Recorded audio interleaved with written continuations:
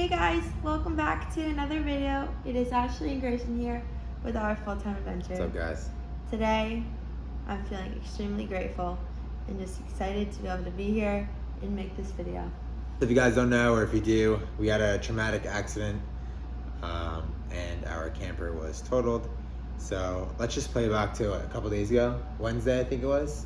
Yep. Let's play back a couple days ago, basically give you a little idea of what happened. We're still unsure, but We were supposed to be, we were going to make a separate YouTube video, which is what we're going to play right now, but we decided to just kind of put it onto here. If you're not interested in watching the video or seeing an update on how I'm feeling right now, you can skip to the time right here, and that is going to be explaining what our plans are from here on out. From here on out. So go ahead and watch this video. Hey guys, it is Ashley from our full-time adventure. Today is not a great video, but it is going to be my story of what happened with our RV. So, as some of you know, if you follow us on Instagram, we had an explosion in our truck camper that we just remodeled, and we were kind of just starting to like really get into the groove of living in a truck camper because, you know, it's kind of a big change from what we had before. But it was just a normal day. I was just trying to make breakfast. I turned on the stove and it exploded on me. 12 to 15% of my body is burnt with first, second, and third degree burns. Luckily, they were able to do RECELL, which is a very new thing. Instead of skin grafting, they were able to do RECELL, which they took like a playing card size amount of skin from my leg, and from that they kind of like stretch it out, and they get the cells from that and make it into a spray, and they're able to spray it on my arm, on my side, and on my ankle, and on my neck as well. So that is supposed to help with, you know, like less scarring and stuff than it would be if they were to do skin grafting. So I'm very thankful for that. But I just wanted to make this video very short and just say thank you so much everyone who's been following along.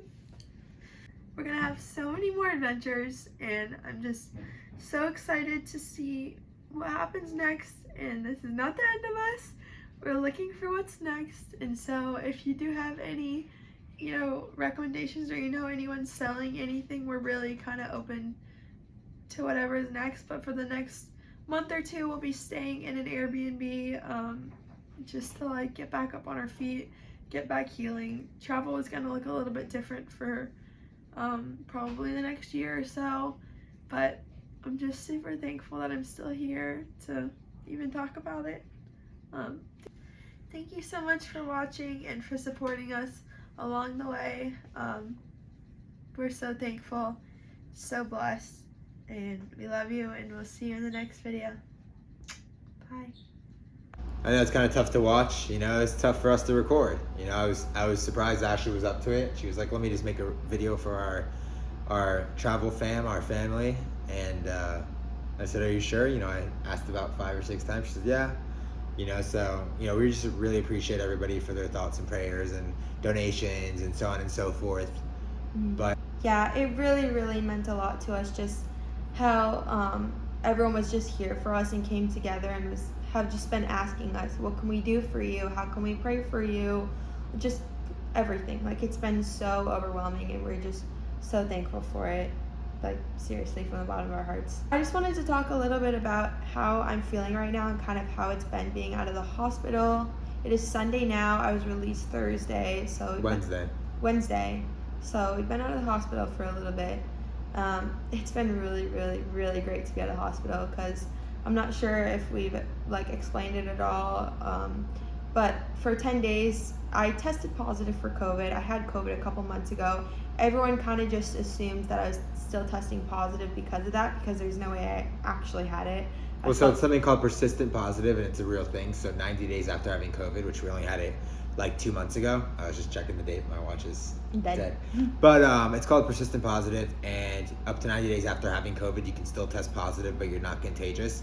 And since we had COVID when we had first gotten the truck camper, like we quarantined and all that, and we didn't have any reason to get tested to prove that we were positive or negative. So we're like, oh, we'll just quarantine and call it a day. Yeah. So it was a problem when she came back positive.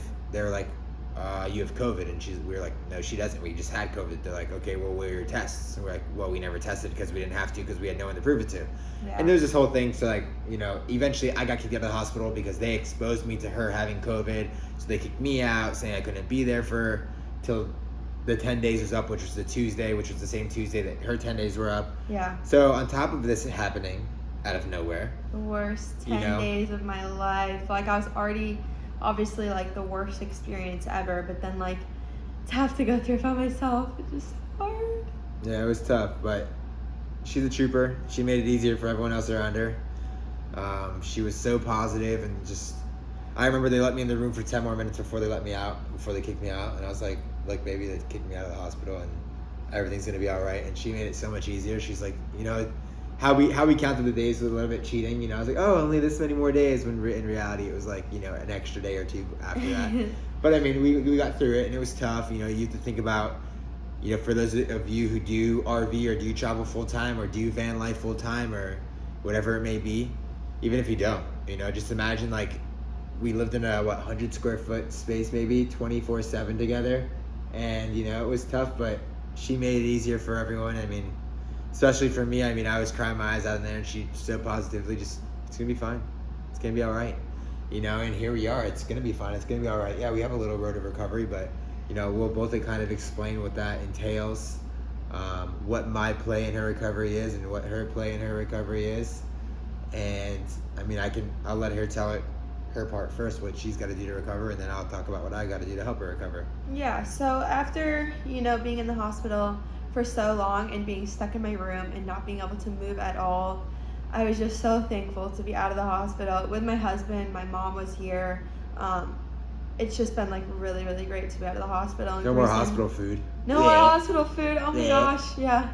Grayson has been just doing such a great job at like keeping me calm and doing my wound changes like every single day. Like this arm has been able to be open and it's like healing, and we just have to keep it lotion. He does a like massage on it to break up the like scar tissue. So you have to go in circular motion to break up the tissue, because scars form in this kind of way, up, forward, and back, all and side kinds to side. Of ways, yeah. So you have to go around. If you massage it this way, you're actually helping the scar form, but you don't want that. So you have to go around in circles. Yeah. And as she was saying, wound care, wound change. But also, like, it needs to stay like lotioned all the time. So he does that 2 to 3 times a day to break it up, and then also just to keep it moisturized.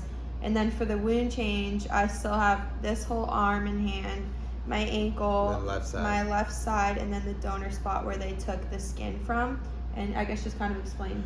Wound care? Yeah, basically, she takes her pain meds, you know, a little bit beforehand, and I go prep about 8 towels in this little basin that I wash every day.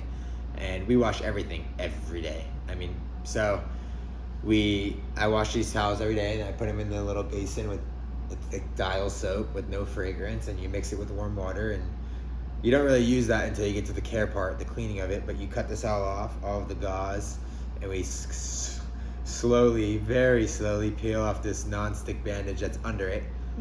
That's like lotioned up, and then we take pictures of it every day, and I'm not posting those. Maybe at the end Ashleigh will post them, you know, every, like, the progression. Yeah. But right now they're a little rough to look at, unless, you know, you like to look at stuff. But if you like to look at stuff, we gotta talk. It's kind of weird. And yeah, I just, you know, clean it up. She's been showering. She was allowed to shower before she left the hospital. They let her, so she gets to sit in the shower, and I clean her.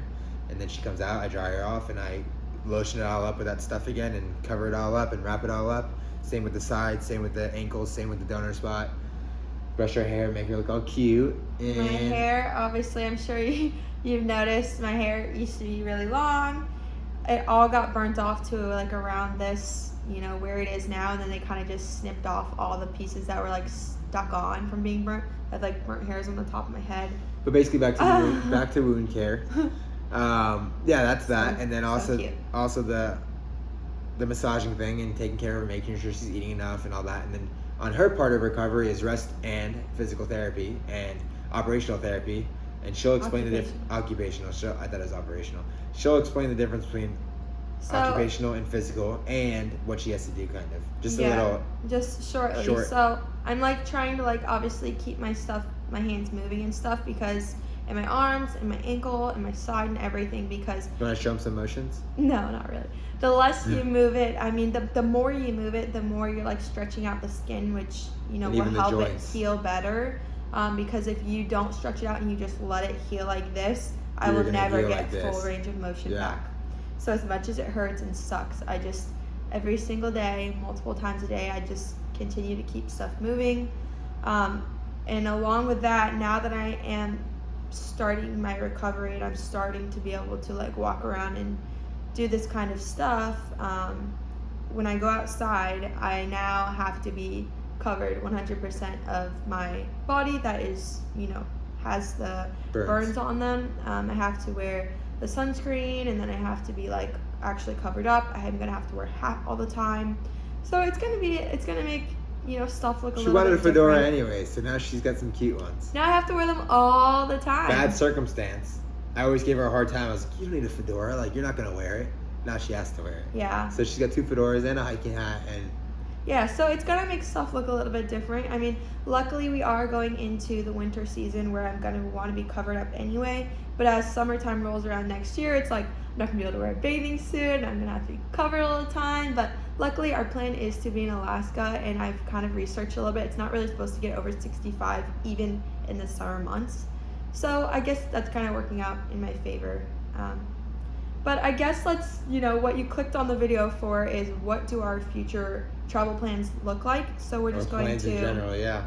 Yeah, we're just going to explain this a little bit. So basically, as we have gotten out of the hospital, we've been in an Airbnb. That's kind of the plan. We've been here for about a week.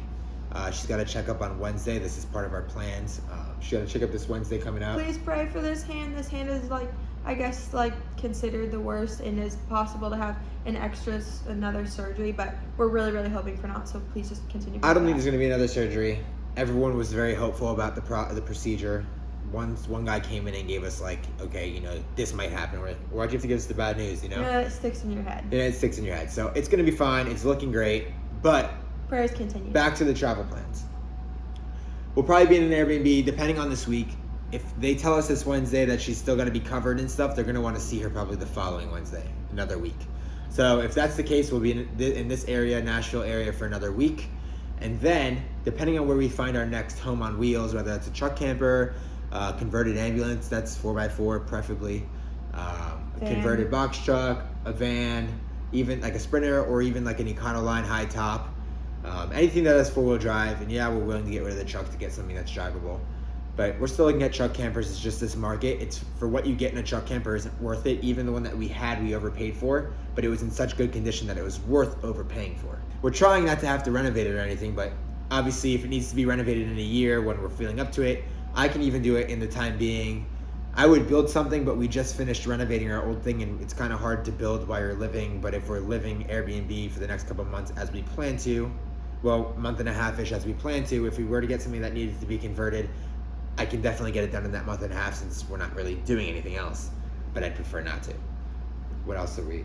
Yeah, so like Grayson said, even our like plan is to continue to search for our new home. And if you know anybody selling anything that fits that criteria, schoolie, van, that's a bus, is the same thing. Shuttle bus, ambulance, box truck, anything that's like on the smaller end, for those drivables, 4x4 preferably, diesel preferably, Ford platform preferably, because Ford for life. And we're also looking for truck campers. It could be a short bed model. It could be a long, like an 8.5 foot or 8.6 foot floor for a short bed, because they do make those. That's what we had.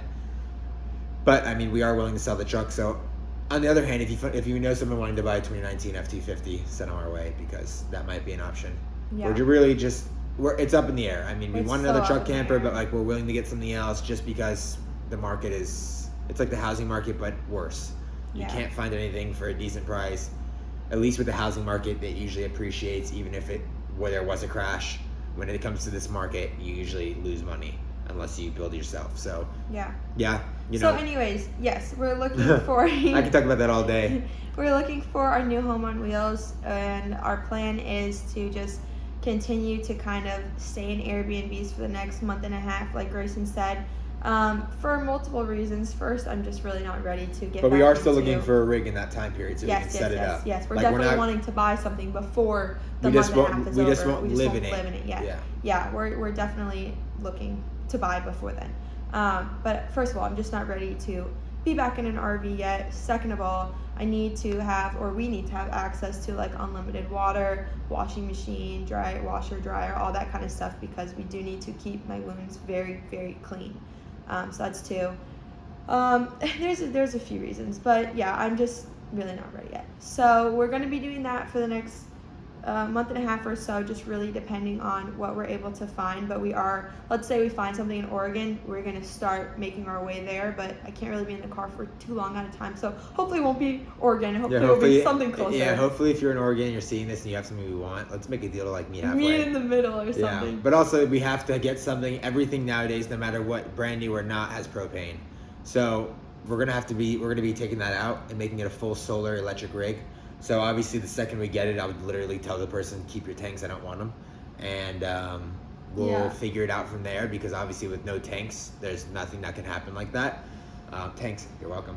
And so it has to be full solar. So before we actually move into it, I would like it to be prepared for that, because you can't really cook without propane. So, I mean, you could with electric, but if we don't do the modifications that are needed and we move into it, it's like we're going to eat out every meal, which makes no sense because we're not going to cook in there. And then you'll have no heat. Obviously, we're going to do a diesel heater. So she's got a couple more things to share here. Yeah, so propane is definitely a no-go for us. I will never, ever, ever do it again. So electric is going to be the way to go. And in terms of our animals, so our dog Oreo, our little dog, he is at my aunt and uncle's house in North Carolina, and he's having the time of his life. They got other dogs, kids, yeah. He's doing great. So Brayden and Kitty are back in Florida at my mother-in-law and my father-in-law's house, Grayson's parents' house, and they are taking care of them. So at some point, we will obviously be needing to get our animals, but as of right now, it would not work with the dog hair, the cat hair, and just their neediness and wanting to sit on top of me. Yeah, so it's probably better off there's somewhere where someone can give them 150% attention like I can give her. And we thank all of everyone who's watching our animals. We thank you guys. It means a lot, and it's really helpful.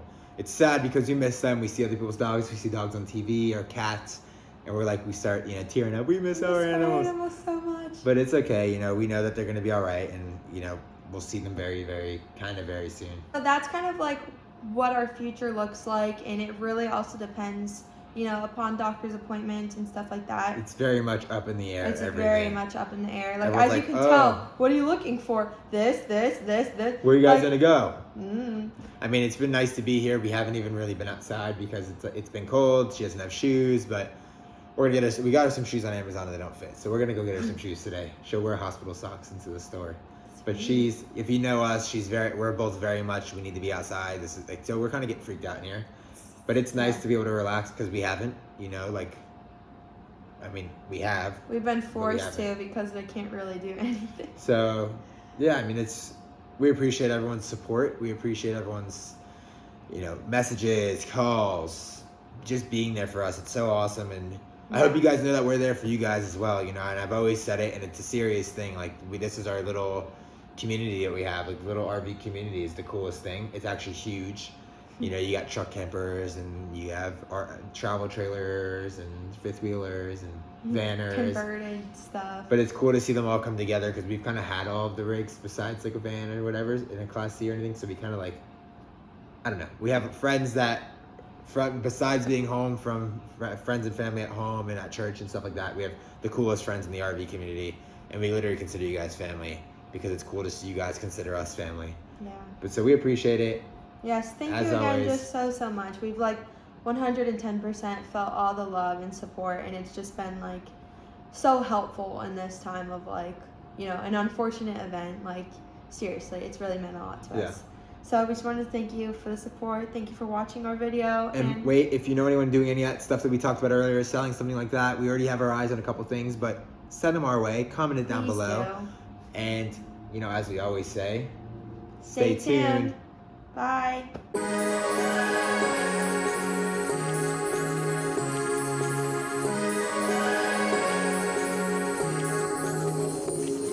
like a light, lighting